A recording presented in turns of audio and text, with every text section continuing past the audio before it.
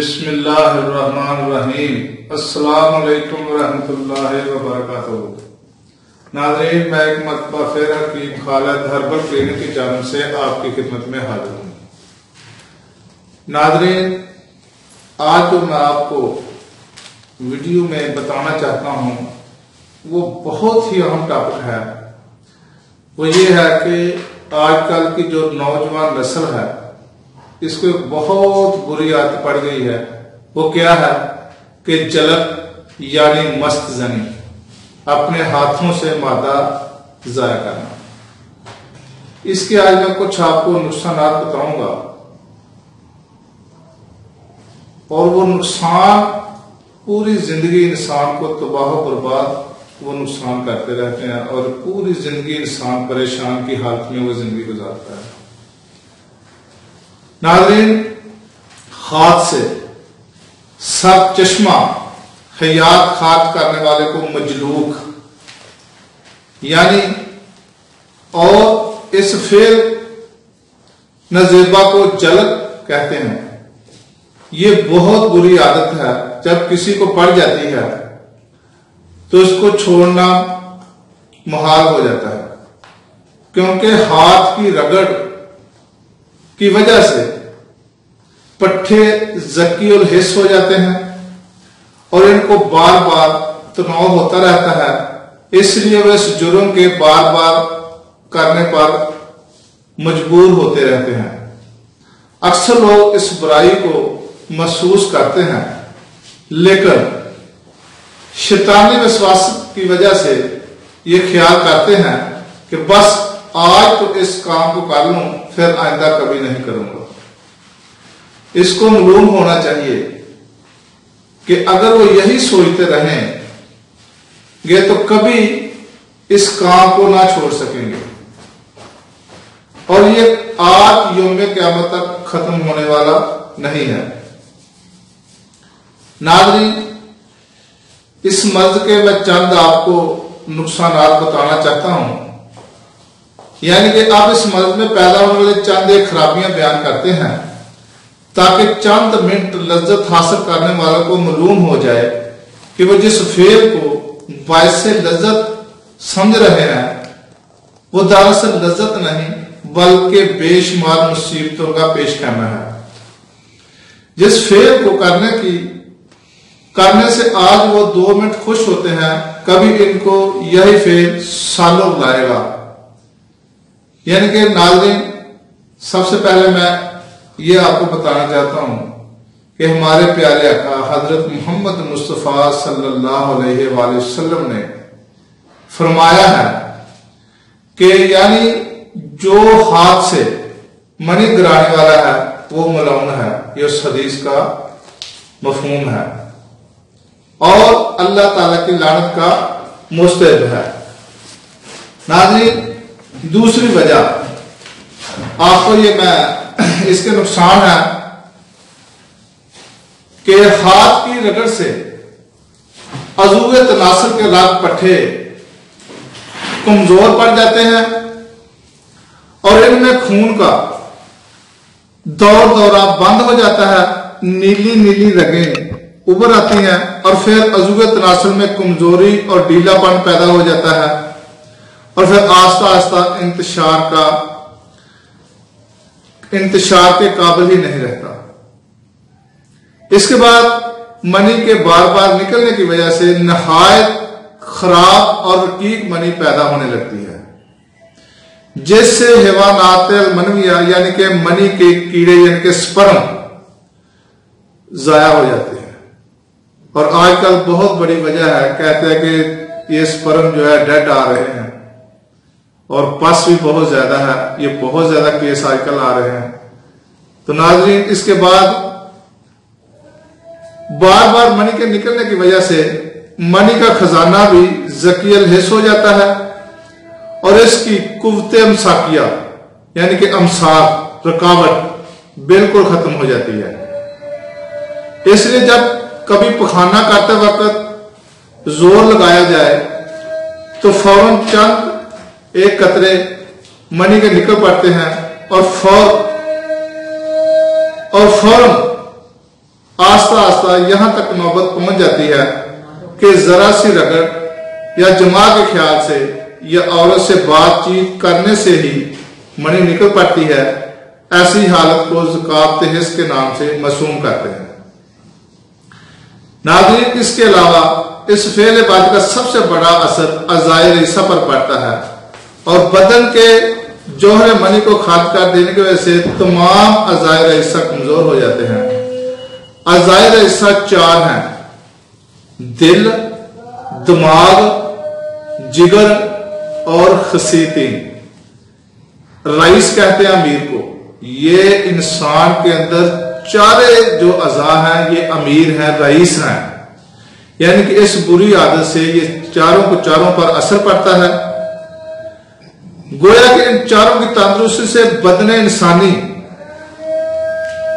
تندرست رہتا ہے اور ان میں ضعف، کمزوری یا کوئی اور خرابی ہو جانے کی وجہ سے تمام بدن خراب یا کمزور ہو جاتا ہے۔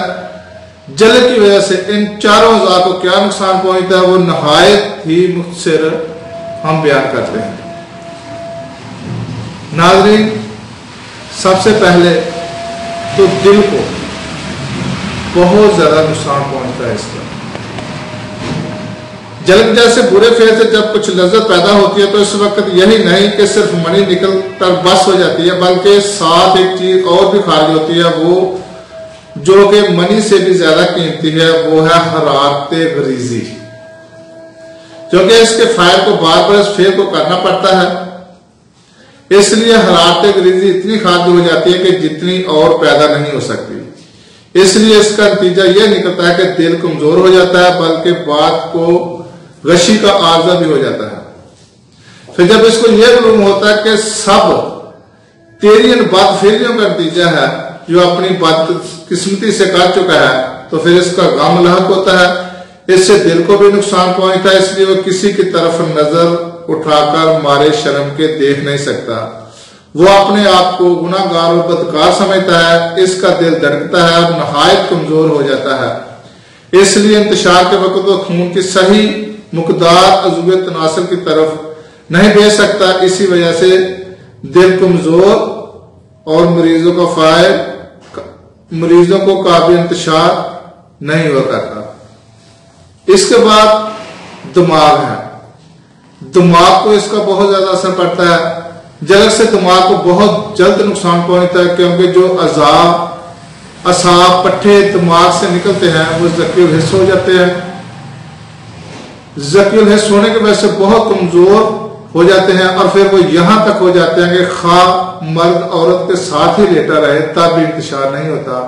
علاوہ ازیں سر درد رہتا ہے، ذرا سا چلنے یا بیٹھنے، کھڑے کھڑے ہونے میں آنکھوں کے آگے اندھیرا چھا جاتا ہے، طرح طرح کے برے خیالات پیدا ہونے لگتے ہیں، اور سب سے بڑی علامت یہ ہے کہ وقت انزال مرد کو لذت بہت کم آنے لگتی ہے، اس لیے وہ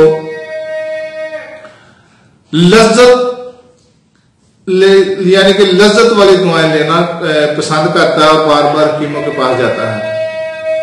اس کے بعد جگر۔ جل کی وجہ سے جگر بہت جلد کمزور ہو جاتا ہے، کیونکہ منی کے زیادہ خارج ہو جانے کی وجہ سے خون کی زیادہ ضرورت پڑتی ہے۔ اس لیے جگر کو خون بنانے کے لیے زیادہ کام کرنا پڑتا ہے، لیکن جو خون پیدا ہوتا ہے وہ منی بنانے میں صرف ہو جاتا ہے، اس لیے جگر کو پوری خوراک نہیں ملتی۔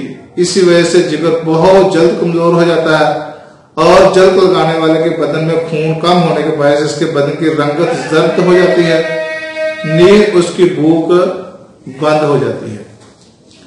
یعنی ناظرین، اس کے علاوہ خصیتین، اس فعل بات کی وجہ سے دونوں عضو بھی نہیں بچ سکتے، کیونکہ خون سے منی کو یہی عضو بناتے ہیں، اس لیے اس مضمون کام سے ان کو بھی اپنا بار بار کام کرنا پڑتا ہے، بلکہ اکثر موقع پر تو منی خام یا صرف خون ہی دینا پڑتا ہے، اس لیے کمزور اور ڈھیلے ہو کر لٹک جاتے ہیں اور ان میں تھوڑا تھوڑا درد بھی رہنے لگتا ہے۔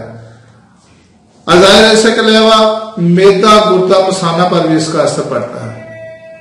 ناظرین، یہ میں نے آپ کو اس کی تھوڑی سی تشریح بیان کی ہے، تشریح تو بہت لمبی ہے، اگر میں بیان کروں گا تو یہ بہت زیادہ ویڈیو لمبی ہو جائے گی، لہذا میں اب آتا ہوں کہ اس سے سب سے جو پہلی بیماری لاحق ہوتی ہے وہ ہے ذکات حس، اور ذکات حس جو ہے یہ بہت نامراد بیماری ہے، یعنی کہ تھوڑا سا خیال آنے سے مادہ نکلنا شروع ہو جاتا ہے، اگر تھوڑی سی کپڑے کو رگڑ لگے پھر بھی، اگر کسی عورت کے ساتھ بات کرتا ہے یا کوئی ایسی تصویر دیکھ لیتا ہے تو منی کے قطرے نکلنا شروع ہو جاتے ہیں۔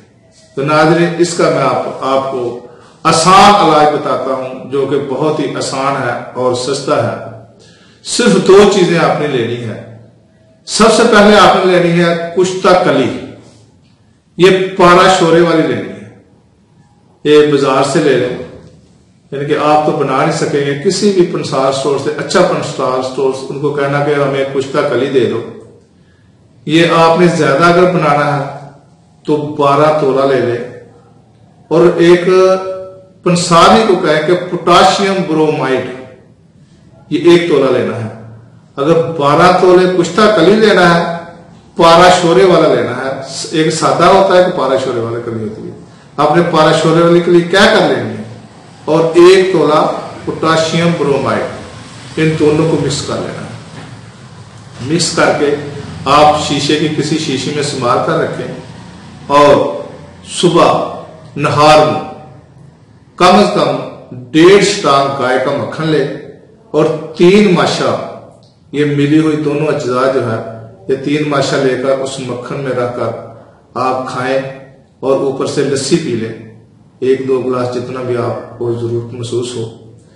تو یہ آپ لگاتار 15 دن استعمال کریں، اور اس کے علاوہ کوئی بھی تلا لے کر استعمال کر لیں، آپ کے جو پٹھے جو ہیں اس کے جو باہر نکل آتے ہیں وہ نرم ہو جائیں گے، اور حس جو ہے وہ ختم ہو جائے گی، اور آپ بالکل تندرست ہو جائیں گے۔